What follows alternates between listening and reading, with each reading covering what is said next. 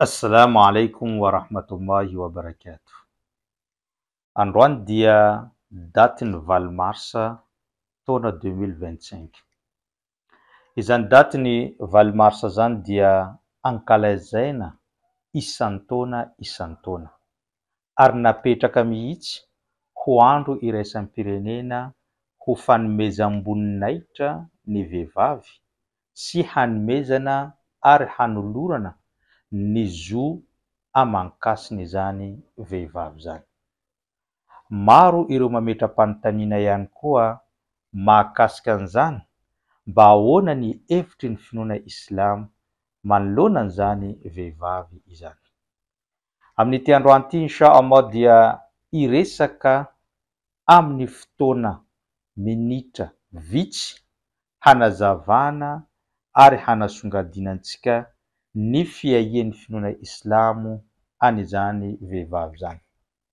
Marina ety am-piandohana fa matoa ampahany maro amin'ireo vehivavy mitaky ny zony, ampahany maro amin'ireo fiarahamonina teo aloha ny vehivavy mitaky zony dia manambara izany fa misy zo maro tsy azony. Raha tsy hitanisetsika tamin'ny fiarahamonina teo aloha dia ny vehivavy tsy mandova mihitsy. Tamin'ny fiarahamonina teo aloha, ny vehivavy dia amidy sy vidiana eny an-tsena tahaka ny entam-barotra. Tamin'ny fiarahamonina teo aloha dia ny vehivavy ampijaliana amin'ny fampijaliana ara-batana, kapoana ary tsy manan-jo mamaly no sady afaka vonoina mihitsy raha tiany vadiny izany. Tamin'ny fiarahamonina teo aloha, indrindra tamin'izareo sinoa tany aloha na ry zareo indiana teo aloha, rehefa maty ny vadiny dia tsy maintsy dorana velona miaraka amin'iny vadiny iny izany vehivavy izany. Tamin'ny fiarahamonina ny arabo, ny zazavavy vao teraka tonga dia alevimbelona, tsy misy fanontaniana ary tsy misy fahotana izany vehivavy izany fa alevimbelona tamin'izay fotoana izay. Maro ireo zon'ny vehivavy tsy voahaja ka izay indrindra nahatonga an'ireo vehivavy tamin'ny fiarahamonina maro, tamin'ny finoana maro talohan'ny finoana Islamo nangataka zo amankasiny izy ireo ary milanja an'izany sora-baventy milahatra ary izay indrindra nanomezan'ny fiarahamonina iraisam-pirenena ny 20 marsa ho andro iraisam-pirenena ho amin'izany vehivavy izany. Rehefa tonga ny finoana Islamo dia nametraka ny lalàna ary nanome ny zo rehetra ho an'ny olona tsirairay ary niangaran'ny finoana Islamo manokana mihitsy izany vehivavy izany. Satria raha tamin'ny finoana taloha sy ny fiarahamonina taloha, ny vehivavy no loharanony faharatsiana, ny vehivavy loharanony afobe, fa amin'ny finoana Islamo kosa nametraka fa ny vehivavy no loharanony izany paradisa izany. Ary raha ohatra ka mahakarakara ny vehivavy, nanome voninahitra ny vehivavy ianao dia efa azo antoka ny fidiranao amin'ny paradisa. Amin'ny finoana Islamo dia ny vehivavy iray amin'ireto toerana ireto: na izy anabavy, na izy zanakavavy, na izy reny, na izy vady an-trano. Ka ireo toeram-vehivavy ireo samy nomena ny hajany avokoa. Andaontsika haka hoe ny vehivavy dia loharanony paradisa amin'ny finoana Islamo. Teboka voalohany, ny teny mpaminany sallallahu alaihi wasallama amin'ny hadisy manao hoe: man kana lahu salasu banat yarhamuhunna wa yakfuluhunna wajabat lahu aljanna. Nizanizany lehilahy anankiray izay nananjanaka vavy anankitelo ka nokarakarainy izany ary namindra fo tamin'izany, nanao tsara tamin'ireo vehivavy zanan'ireo, dia efa garanti na obligatoire aminy ny fidirana amin'ny paradisa. Rehefa nandrian'izany ireo sahaba ny mpaminany dia nanontany manao hoe: ary raha ohatra ka nananjana vavy roa dia ahoana? Dia niteneny ny mpaminany: raha ohatra ka nikarakarainy tsara, obligatoire aminy ny fidirana amin'ny paradisa. Na ny tany indray ny sasany raha ohatra ka zazavavy ray ka ahoana indray ny fandehany, dia niteneny ny mpaminany raha ohatra ka nikarakarainy tsara namindra fo taminy, obligatoire aminy ny fidirana amin'ny paradisa. Dikan'izay, raha olona androany manana zazavavy anankiray na 2 na 3 na 10 ka nikarakarany tsara nanomboka izy vao teraka, mandra-pahatonga an'izany zazavavy zany nandeha nanambady, dia efa teboka lehibe anankiray idirantsika amin'ny paradisa izany. Izay no fomba fijery ny finoana Islama. Ny teboka faharoa, raha ohatra ka vehivavy vady ao an-trano, tadidio tsara fa ny finoana Islama nametraka fa ny vehivavy vady an-trano dia adidin'ilay lehilahy ny mamelona azy nanomboka izy niala tamin'ny tokantranony ray aman-dreniny mandra-pahafatiny izany vehivavy izany. Obligatoire amin'io lehilahy io sy ny adidiny ny mampisakafo azy, ny mampitafy azy, ny mampiatrano azy, ny manampitamby azy raha sendra ka malahelo, manome courage azy, manampy azy amin'ny fiainany iray manontolo. Ary tadidio ihany koa fa mpaminany sallallahu alaihi wasallam nanao hajj izay fantatra hoe hajjatul wada, rehefa niresadresaka mahakasika ny zavatra tokony atao eto ambony tany amin'ny fotoana tsy maha-eo ny mpaminany intsony, dia mbola nametraka 4 mafonja ho amin'ny vehivavy izy tamin'izay fotoana izay. Dia niteny izy manao hoe istausu bin nisa'i khairan, aoka ianareo mba hiara-aina tsara, aoka ianareo mba hiara-aina tsara amin'ireo vehivavy. Satria nahoana? Fa innahunna akhaztumuhunna bikalimatillah wastahlaltum furujahunna bikalimatillah. Satria ireo vehivavy ireo rehefa niraisinareo, nataonareo vady andefimandry ao anatin'ny tokantrano, dia noho ny fifanekena lehibe teo anatrehany Allah. Ary nanjary azonareo kitiana ny fitaovam-pananahany izy ireo noho ilay antoka sy fifanekena lehibe nataonareo teo anatrehany Allah. Ka aoka anao hiara-aina amin'izany vehivavy izany. Ary tadidio tsara fa ny 4 farany nivoaka tamin'ny vavany mpaminany talohany nahafatesany, dia niteny izy manao hoe as-sala as-sala as-sala wa ma malakat aymanukum. Ny soala hozy izy, ny soala aza velavelanareo, ary tadidio tsara fa ny vady andefimandry izay eo ambany fiahinareo tandrovo mandrakariva ny zo amanikasiny izy ireo. Izay no 4 ny mpaminany mahakasika ny vady an-trano. Ka nizaniza ny olona anankiray nanambady, teneny ny mpaminany sallallahu alaihi wasallam faqad istakmala nisfu ddin falyattaqillah fi nisfi al-baqi. Nizaniza ny roso ao anatin'ny tokantrano, efa nameno antsasaky ny finoany, ka aoka izy atahotra ny zanahary amin'ny antsasa tavela.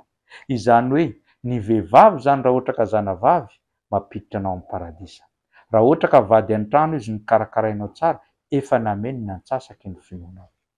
Ary ny teboka fahatelo raha ohatra indray izy reny. Fantantsika fa amin'ny finoana Islam tsy misy olo manam-boninahitra sy be voninahitra mihoatra an'izany reny izany. Eny fa hatramin'ny nisy olona tonga teo anatrehany mpaminany nanontany hoe iza ny olona izay tokony hajaiko indrindra, iza no tokony olona omeko indrindra ny zony eto ambony tany, dia niteneny ny mpaminany ny reninao. Navery ny fandroa ny fanontaniana, dia mbola niteny izy hoe ny reninao. Navery ny fahantelo, dia mbola niteny izy hoe ny reninao. Rehefa navery ny faninefatra, zay vao izy niteny hoe ny rainao. Midika zany fa eo anatrehan'ny olombelona anankiray dia ny reny manam-boninahitra 3 avo eny manoloana ny rainy raha ny finoana Islamo no jerena. Ary izay indrindra na tonga ny mpaminany ihany koa nametraka 4 ka niteny izy manao hoe aljanna tahta aqdamul ummahat. Ny paradisa dia eo ambany faladian'ireo reny. Tsy niteny izy hoe ambany faladian'ny ray, tsy niteny izy ambany faladian'ny lehilahy, fa ao ambany faladian'ilay reny.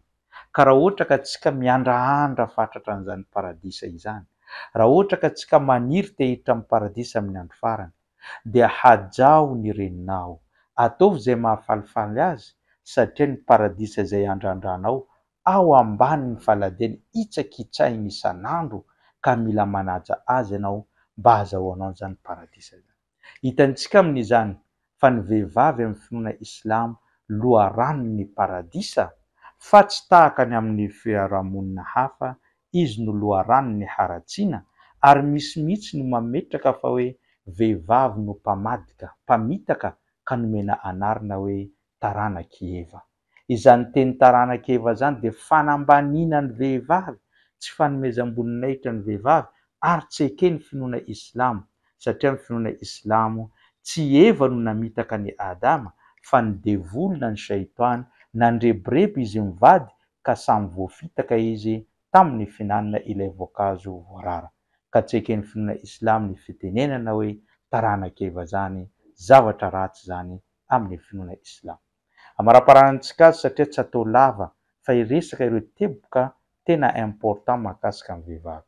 Mba fantatrao ve fa ao anatin'ny Korany izay vakiantsika io dia napetraky ny Allah chapitre lehibe anankiray na sora lehibe anankiray nampitondrana anarana hoe An-Nisa, ny vehivavy.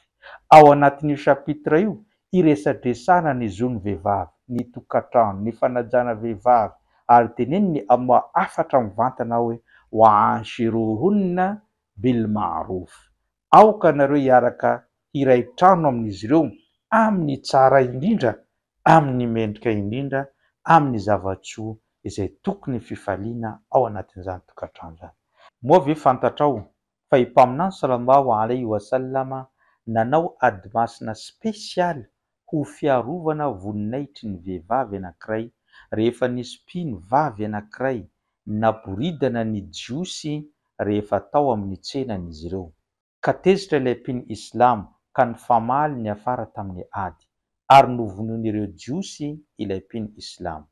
Rehefa rehan'ny mpaminany sallallahu alaihi wasallama izany zavatra izany dia namory miaramila izy ary nanome feim-potoana 3 andro fotsiny ho an'ireo jiosy tao amin'io tanàna io tsy maintsy miala ao satria tsy nanome voninahitra vehivavy, nanaboridana ny vehivavy ka ny vehivavy dia anisany kolokoloina ary ny vehivavy dia ajaina. Zany nahatonga ny mpaminany nanao ady masina spesialy tamin'ireo vahoaka antsoina hoe Bani Kainuka, ireo jiosy noho n'izany fanaboridanina an'izany vehivavy zany. Raha hiteny ianao hoe ny finoana islamo hoe tsy manome voninahitra ny vehivavy noho ny hoe takomana izy, ampitafiana hijabo, tsy misy liberté, tsy fantatrao marina ny filôzofina izany hijabo izany. Raha metra-panontaniana zao, inona ny zavatra sarobidy indrindra any aminao? Moa ve tsy ny diamant? Moa ve tsy ny volamena? Ka raha ohatra ka ny diamant sy ny volamena ny sarobidy indrindra any aminao, aiza ny toerana ametrahanao azy? Mazava loatra fa any anatin'ny armoara, ao anatina boaty ary fonosana coton izany volamena na izany diamant zany ary apetraka ao anatin'ny armoara ary apetraka amin'ny efitrano izay azonao antoka indrindra. Fa maninona no anaovanao an'izany? Satria tsy tianao sao dia misy angalatra na misy androba na misy anao zavatra tsy manjary amin'izany zavatra izany. Ka amin'ny finoana islamo ny vehivavy dia sarobidy mihoatra amin'ny volamena sy ny diamant. Ka zany no nahatonga ny finoana islamo raha tsy maintsy hivoaka ny trano ny vehivavy dia aleo izy ampidirina ao anatin'ny fitafy maontina satria izany no voninahitry ny vehivavy. Ny olona mitanjatanjaka, miboridana mandeha etseroa dia mamoaka fakam-panahy ary mahatonga amin'ny fanolanana maro samihafa ary mahatonga ny haratsiana rehetra io dia vokatra ny vehivavy mitafy na tsy mitafy amin'ny tokony ho izy.